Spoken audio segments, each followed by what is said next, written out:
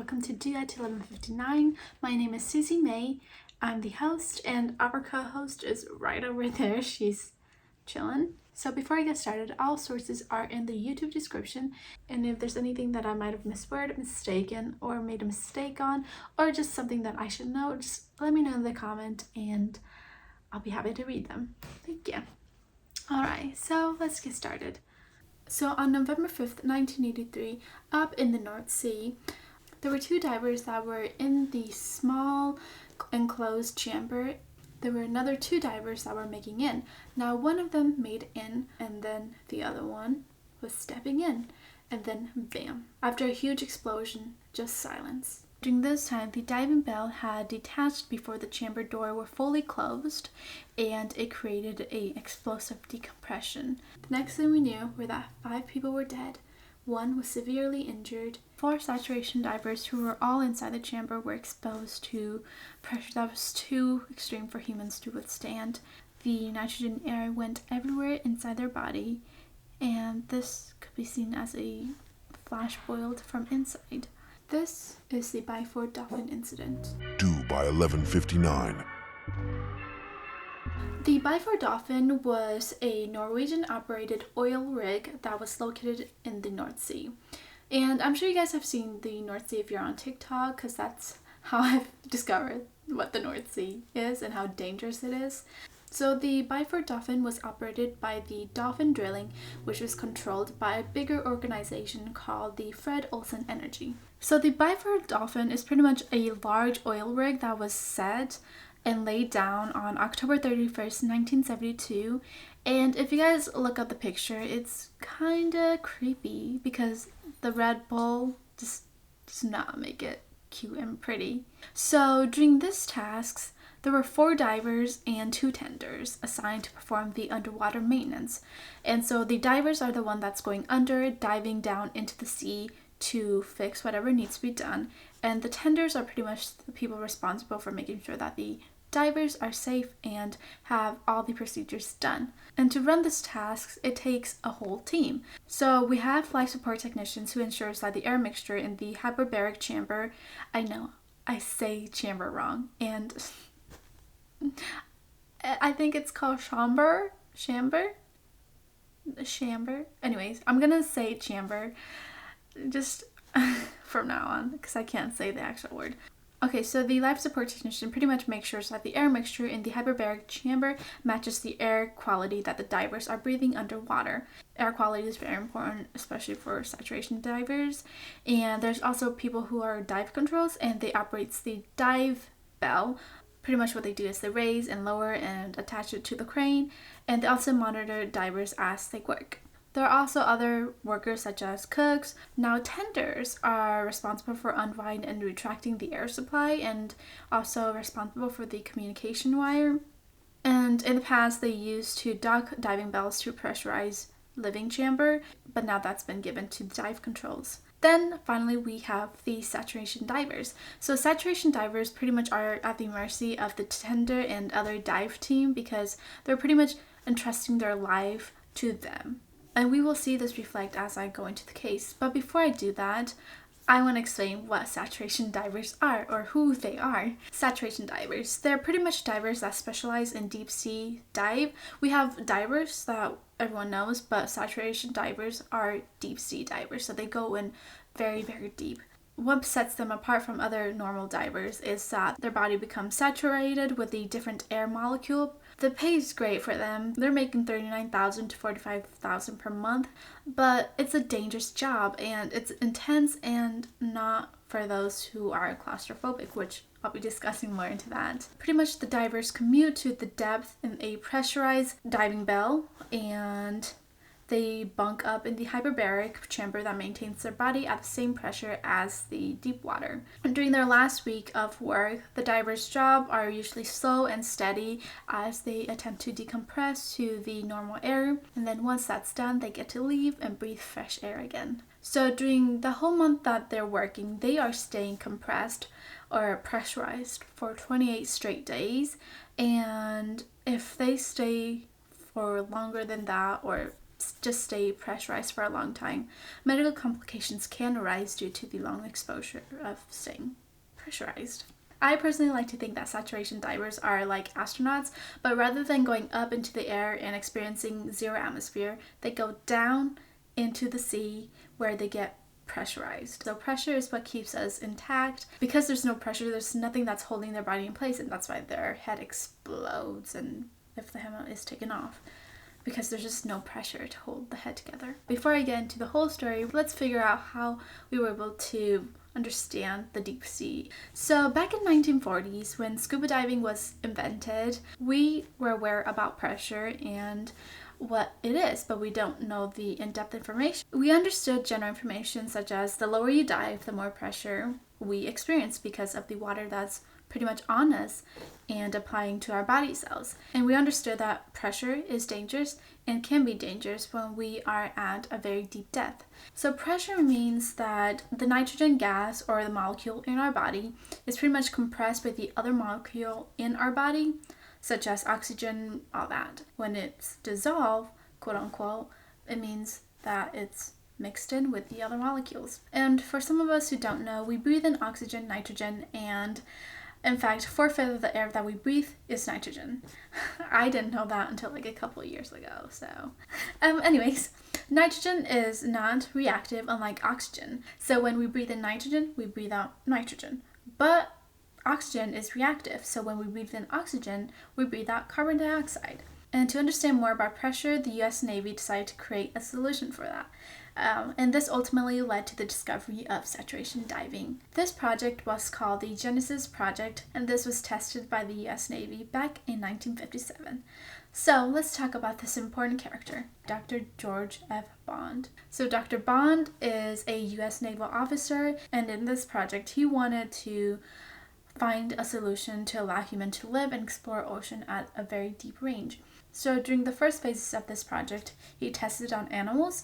So phase A was tested on rats, phase B was then tested on monkey and goats, and then in 1962 we had phase C, which was also known as Genesis 1, and that's when we started testing on humans. So during this phase, humans were subjected to nitrogen-free atmosphere, and let me remind you, we breathe, our atmosphere as of right now is pretty much oxygen and majority nitrogen.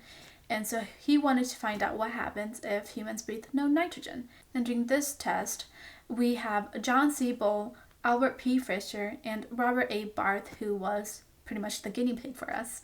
So during phase D, the subjects breathed in a mixture of 21.6% oxygen, 4% nitrogen, and 34.4% helium at 1 atmosphere for 6 days straight. So the goal of this was to find the correct combination of air, which would help the divers decompress. And we realized that too much oxygen is toxic at a very high pressure, and this can cause seizure. And so when the divers are experiencing seizure, they may spit out their regulator. The regulator is pretty much a breathing tube that connects to the air or the gas tank. Having too much nitrogen can cause euphoria, and so the divers may lose track and may want to go deeper than what they can go.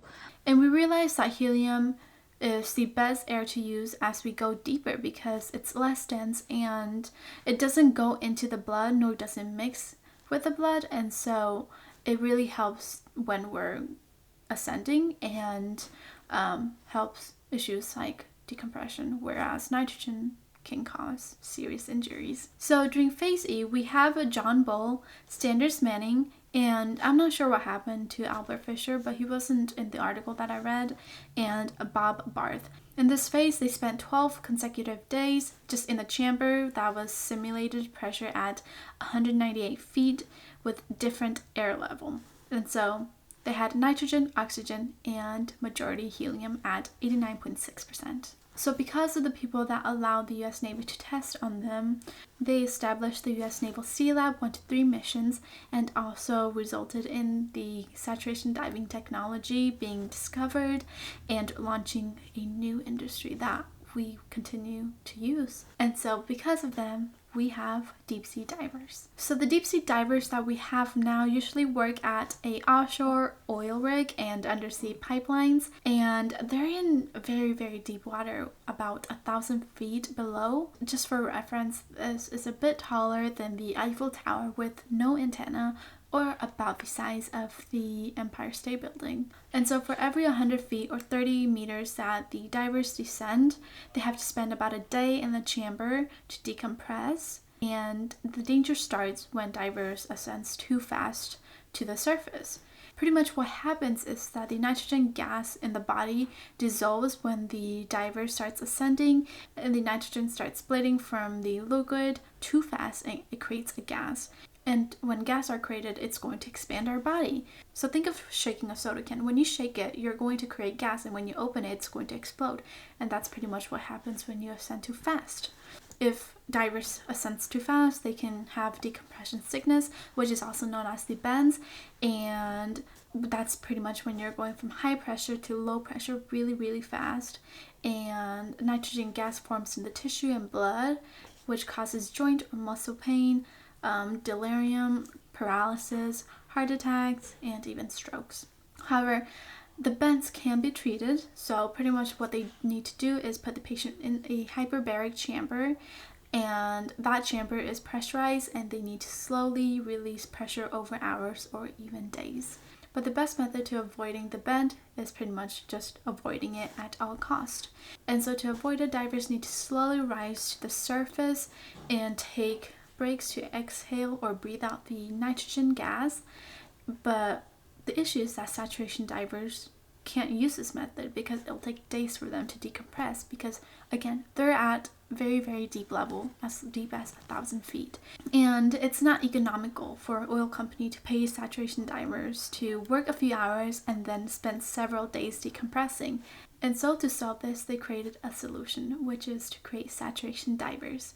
So saturation divers are pretty much people or divers that stay pressurized at a very high pressure for a very long time. And so to keep them pressurized, their living space needs to be pressurized also. Their living space, also known as habitat, is pressurized at the same level as the deep sea that they work in. And so when they ascend, they don't need to decompress. Instead, they just stay compressed each time, and they need to stay saturated for 28 days. So on November 5th, 1983, I actually saw a mixed date on this, so I saw some article that says April 5th, but we'll just stick with one of them. So during this time, 4 saturation divers were coming back to the chamber after a dive. So chamber is where the divers are staying, sleeping, where they're living for the next 28 days, and it's located on the ship. Not under the sea. I thought they lived under the sea for a while, which thankfully I'm glad that they're not living under the sea. They get food through a window that's built specifically for a different pressure exchange. So a chamber is a small room which has necessities that were accommodated for this pressure, which is very, very high pressure, such as the toilets, which is accommodated, and the sink, which is also accommodated. So think of astronauts where, they have bathrooms, they have different procedures for going to the bathroom, using the restroom, brushing their teeth. This goes into effect as well. We have a tender named William Crammond, who was 32 at the time, and his job was to connect diving seals to the living chamber. This time, he did connect the diving seal to the living chamber and safely transferred 2 divers to chamber 1 and the resting area. So let me lay out the whole chamber situation. Okay, so we have chamber 2 and chamber 1, and they're 2 different chambers with 2 people or 2 divers staying in it, and they're connected by a tunnel, and then chamber 1 is the one that's connected with a diving bell. And so all the saturation divers will have to go to chamber 1 to get into the diving bell and get out from there. William had safely transferred 2 divers to chamber 1, and they were already resting at the time. Chamber 1 was Edwin Coward, who was born in the United Kingdom, and Roy Lucas. And the other 2 divers were entering their chamber, and this was Bjorn Bergersen, who was from Norway, and Charles Helvig, who was also from Norway. I didn't know what a diving bell was, so to those who don't know, a diving bell is pretty much just a large object with a hollow at the bottom, and the pressure inside this bell is consistent, And so its pressure is the same as the deep sea, and the function of the diving bell is to take the divers up and down the ocean. And so the divers don't really need to swim down and use all their energy swimming down. And so during this time, the diving bell had detached before the chamber door were fully closed, and it created an explosive decompression. And so when it detached, this caused the pressure to go from 9 atmosphere to 1 atmosphere at a very, very quick pace. And this was a faulty error, because the diving bell should not have detached from the living chamber if the chamber doors were not sealed all the way.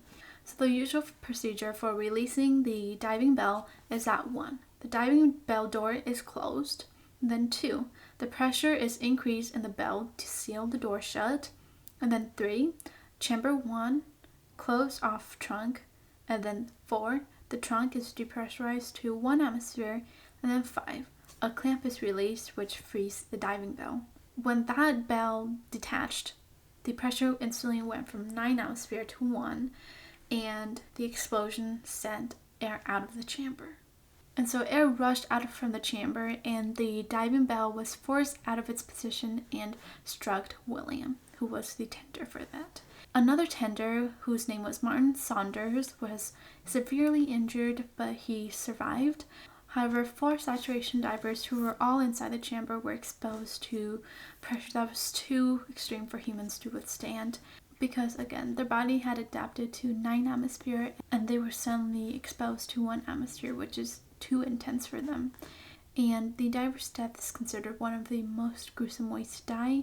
However, because of the speed of the incident, they were able to die immediately and painlessly. And so during this time, the diving bell had detached before the chamber door were fully closed, and it created an explosive decompression. And so what had happened to 3 of the divers was that the nitrogen erupted into gas bubbles, which was caused by the pressure going from very high to low. The nitrogen air went everywhere inside their body, and this could be seen as a flash boiled from inside. And so when they were doing the medical examinations, they saw that there was a large amount of fats in the arteries and the vein, and so they saw that the intravascular fat, which is fat and vessel, were in organs, and that's not normal, and it looks like it was caused by fractures in the bones. They also saw bubbles in blood, which is likely caused by the change in the structure of lipid protein complex. When the pressure changed, it likely made the lipid unable to dissolve in blood and likely stopped the circulation of blood. Edwin Arthur Coward, who was about 35, Roy P. Lucas, and Bjorn Bergerson, who was about 29 at the time, died instantly. However, the 4th diver, Charles Helvig, was about 33 years old when he died. Helvig was not in the chamber like the others, and he was standing in front of a partially open doors that were leading to the living chamber. And so his body had experienced high pressure to low pressure like the others, but because he was in the doorway, his body was forced through a 60 centimeter or a 24-inch crescent-shaped gap created by the hammed interior trunk door. And the pressure that was released pretty much forced his body to succeed through a narrow opening and tore and ejected his internal organs onto the deck about 10 meters or 30 feet away from the chamber. So when the medical examiners were studying Helvig's body, they saw that some organs were still intact, and specifically his chest and abdomen was torn out, and they stated that the organs looked like they had been dissected out. So if you guys are going to be doing your own research about this case, I do want to mention that there are going to be some gory pictures and gruesome pictures. So if you know that you're sensitive to blood or anything gory, I wouldn't recommend researching this. So let's talk about the aftermath of the situation. So during the first investigation, they stated that there was a fatal error and Crammond was responsible for this. And so they stated that between step 2 and 3, while the chamber was closing, Crammond or William had released the diving bell clamp and the trunk was open to the environment in chamber. So again, step 1 is that the diving bell is closed. Step 2 is that the pressure is increased in the bell to seal the door shut.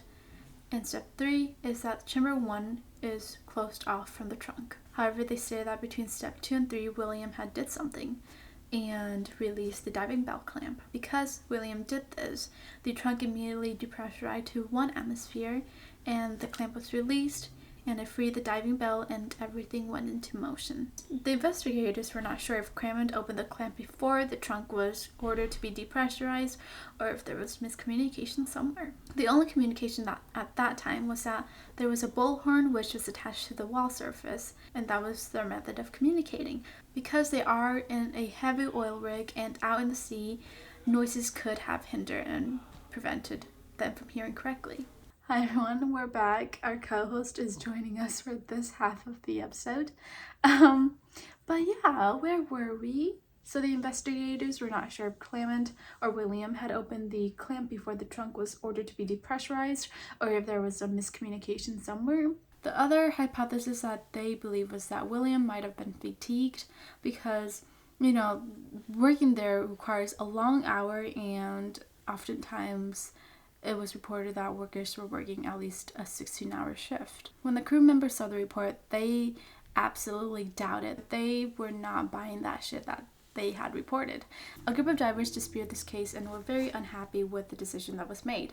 And so they formed the North Sea Alliance, which also consisted of the relatives of the individuals who were involved in the accident, and the North Sea Divers Alliance campaigned for the divers who were involved to be compensated. So Ruth Crammond is the wife of William Crammond, who was the tender that was hit and passed away, and Ruth fought for her husband when he was being blamed. She knew that her husband was well experienced and he would not make an amateur mistake. Because, well, first of all, he was a Navy diver and he had the credentials and experiences. And so William left the service to give his family better lives when he saw the North Sea offers, and all she asked was for the company to apologize for her loss, but the Norwegian government never did. And so she decided to pair with the North Sea Divers Alliance and file a lawsuit against them. And so during the lawsuit, the North Sea Divers Alliance claimed that there was insufficient safety equipment. Back in the 1960s, when the oil was discovered in Norway, safety was a priority at the start, but as time went on, safety became a secondary, if not prioritized. It's reported that at least 58 deaths were between the 60s and the 2000s. I saw a report on April 17, 2002 that a 44-year-old Norwegian worker was struck on the head and killed on the rig. So what makes this case very frustrating for me was that they had expressed concerns with rig's operating procedures, but the rig disregarded his claim. And so because of this negligence, the rig ended up losing contracts with the Statoil, which is a Norwegian energy company that works with petroleum and renewable energy, and they lost millions of dollars. After the lawsuit by Ruth and the North Sea Divers Alliance, it revealed that there was an engineering failure. So from 1975 onward, they discovered that the oil rig was not equipped with fail-safe hatches. So fail-safe hatches are opening that automatically close and seals in emergency, and so if there was a malfunction, it would have prevented the release of pressure. Number 2, onboard pressure gauges. This instrument monitors pressure level outside of sealed compartments and provides visual indication of pressure change and helps operator assess system status. Number 3, interlock mechanism. If they had installed an interlock mechanism, it would have prevented certain actions from being performed when other conditions are not met. And so in this case, it would have prevented trunk from opening while system was under pressure. And so if they had established any of this, it would have prevented the trunk from being opened while the system was under pressure. And so former crew members and former Norwegian Union crew members came forward and alleged that the first investigation was a cover-up, and thus they decided to blame William as an easy escape route. Thus this suggests that the Norwegian Petroleum Directorates allowed the oil rig to be used and, run without it. And so because of the lack of proper equipment, this accident happened.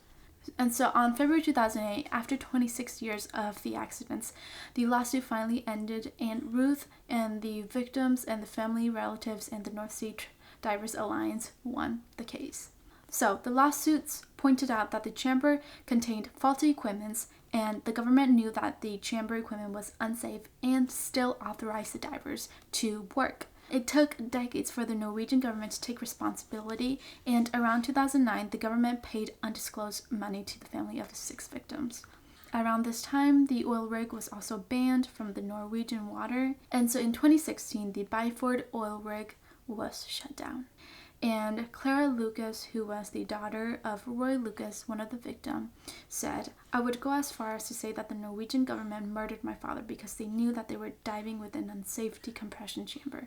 And so because of this accident, we now have intense training and redundancy to eliminate human and faulty error in any oil rig, and some oil rigs are equipped with hyperbaric lifeboat. So this hyperbaric lifeboat would allow divers who are pressurized to be moved away from the oil rig if emergency situation comes up, such as hurricane or fire.